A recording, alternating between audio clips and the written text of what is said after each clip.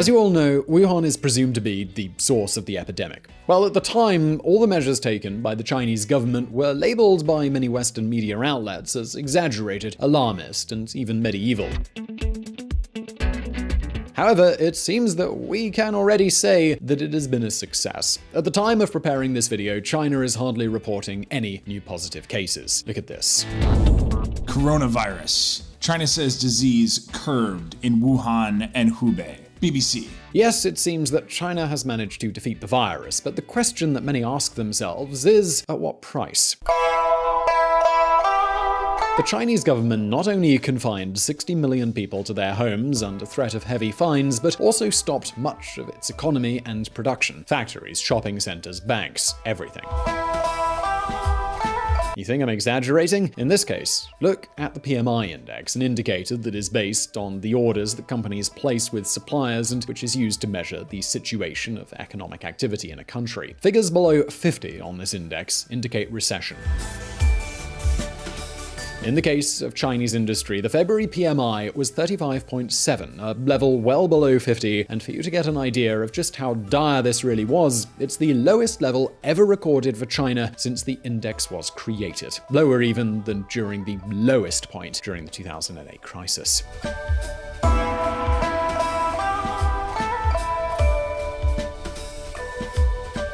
And in the case of services, it was no better. China practically had no productivity at all. And the question that comes up is, will Western governments be willing to go that far? Look, we're talking about a huge looming crisis.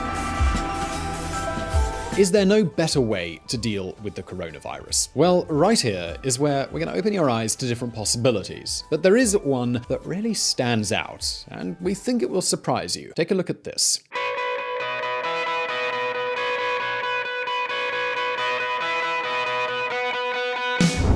It's all about timing and tactics.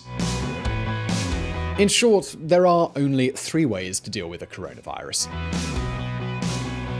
The first, start by doing nothing, then practically nothing, and then end up doing everything too late, which is basically the strategy that countries like Spain and the United States seem to have taken. The virus that we're talking about having to do, a lot of people think that goes away in April with the heat. Because of all we've done, the risk to the American people remains very low. It's going to disappear. One day it's like a miracle, it will disappear. The second possibility is what China did. Lock up the population and cripple the entire country. And the third, try to reach a middle ground between 2 possibilities. A midpoint that is effective, of course.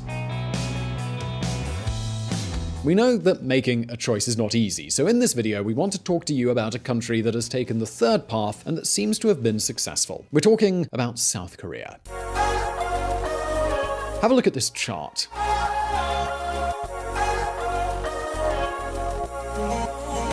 After reporting nearly 1,000 new confirmed cases per day over several days, the figure soon dropped to just over 100.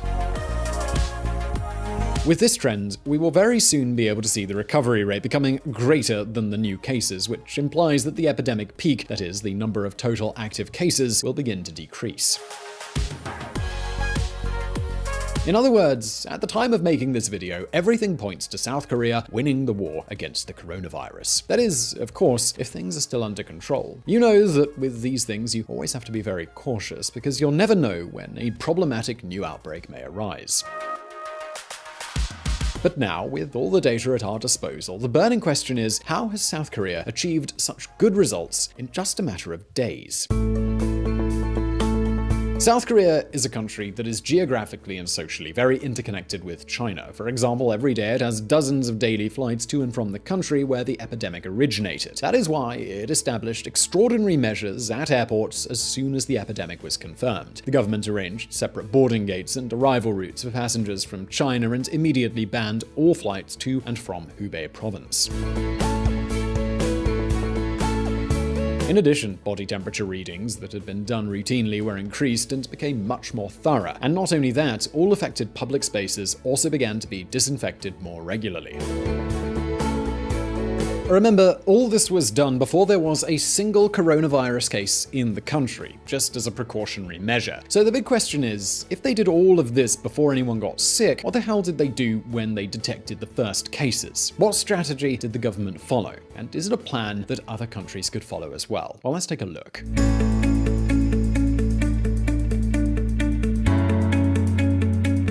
Coronavirus in South Korea, an arduous battle.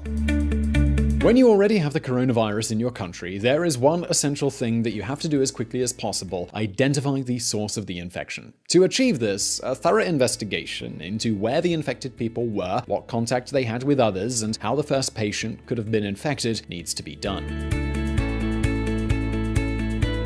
Well, in the case of South Korea, the first big outbreak was confirmed in the city of Daegu, a city about 2.5 million inhabitants in the southeast of the country. Quickly, in less than 2 days, South Korean public health authorities had already identified patient zero of the outbreak, a female member of a religious sect. Unfortunately, the woman had been in contact with at least 1,000 people at 2 different religious events. That's how it's believed that the spread of the coronavirus in Daegu began. So, after a thorough analysis of the background of this positive case, what do you think the next step was? Well, basically, the government forced the sect to hand over the full list of its members. It was vital to isolate people who may have been infected and take action in at-risk areas as soon as possible. During the early days, the sect refused to cooperate with authorities and even instructed their members to lie. It was a race against the clock, and every minute counted. The government made an administrative investigation and finally got the membership list. It turned out that there were more than 100,000 people on that list. So the next step that was rapidly implemented was mass testing. The more than 100,000 members of the sect began to be tested one by one, even if they were not presenting symptoms of any kind. You have to understand, South Korea started to run coronavirus tests as if there was no tomorrow. They made all their laboratories available to process the tests and introduced a very streamlined network for testing. A very peculiar network, actually.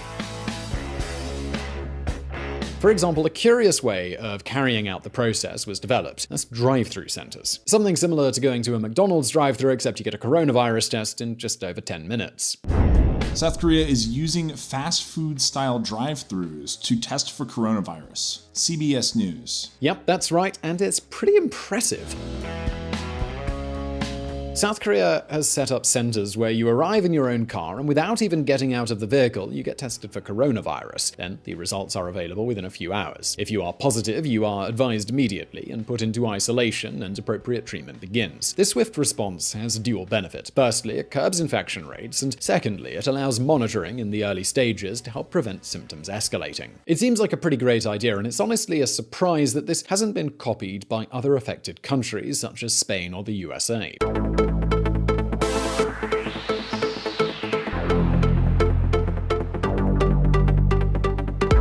In such cases, forward planning and action as quickly as possible is essential. The fundamental thing about such centers is that the South Korean government understood from the outset that the only way to win the race against the virus was to detect people before they could spread infection. And this is precisely why South Korea is the country that has carried out the most coronavirus tests per million people. Take a look at this.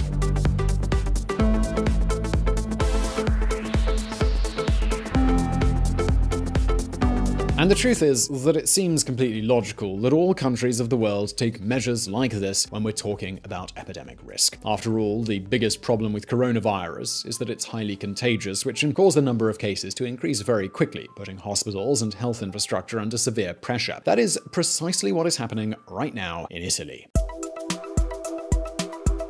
And to avoid getting to that point, another of the South Korean government's initiatives in their war against the coronavirus has been the use of mobile apps. During this epidemic crisis, coronavirus applications have become popular in South Korea. Incredibly, these apps pinpoint exactly when and where cases are confirmed and give information such as age and gender, as well as places known to have been visited by the patient.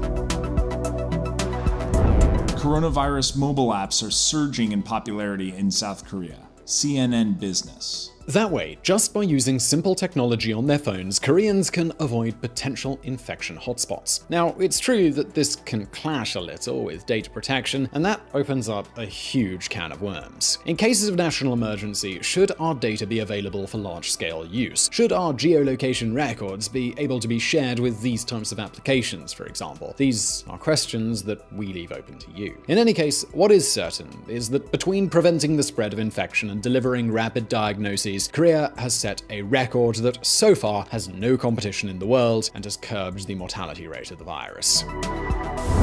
South Korea has tested 140,000 people for coronavirus. That could explain why its death rate is just 0.6%, far lower than in China or the United States. Business Insider.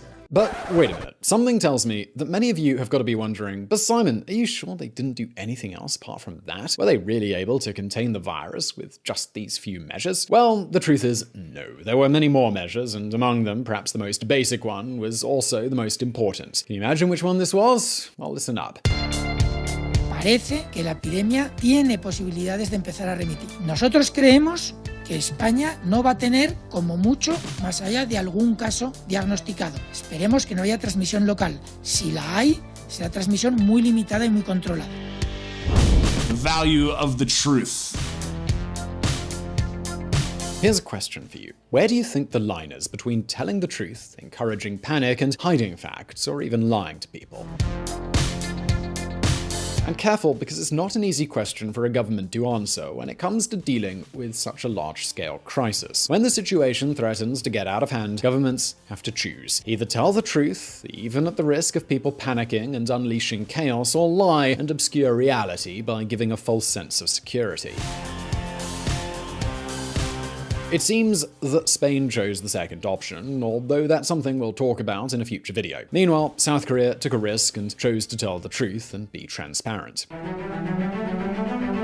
From the beginning, the government took the virus very seriously. That may be because not so long ago, in 2015, the country was shaken by another coronavirus strain, Middle East Respiratory Syndrome, or MERS. MERS is much more deadly than COVID-19, as it has a fatality rate of 34%. That makes it roughly 10 times more deadly than the currently circulating coronavirus.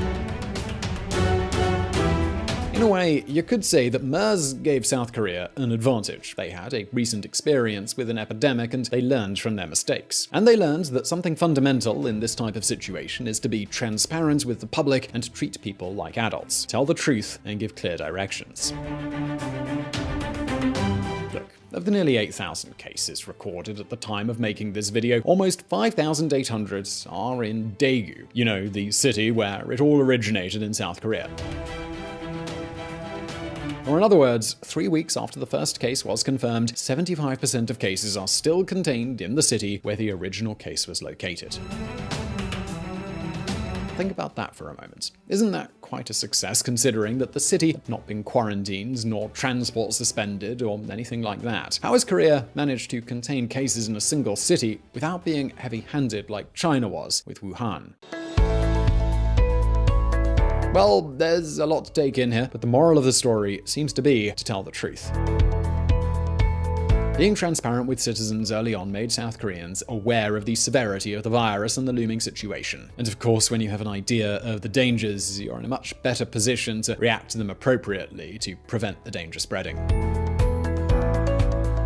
Armed with clear information, South Koreans stopped leaving home unless it was essential. They cancelled social engagements, adapted their working hours, worked from home, and in some cases were given temporary leave from their jobs. The streets of South Korea, its shopping centers, its parks and gardens, everything, absolutely everything, emptied overnight. Life, the joy that often characterizes this country, suddenly seems to have been dialed down to 25% of the normal. And the question we have to think about is, isn't it worth having a couple of boring weeks at home if it means beating an epidemic and sidestepping mass panic? South Korea serves as an example at both levels, both in the reaction of the government and public health authorities, and in the reaction of the citizens who have demonstrated a very high level of civic responsibility. Now it comes to the crunch. Do you think that the South Korean model would work in your country to combat COVID-19? Do you think that your country has time to implement these measures? How do you think your friends and family would act if they had to make so many sacrifices? Well, leave your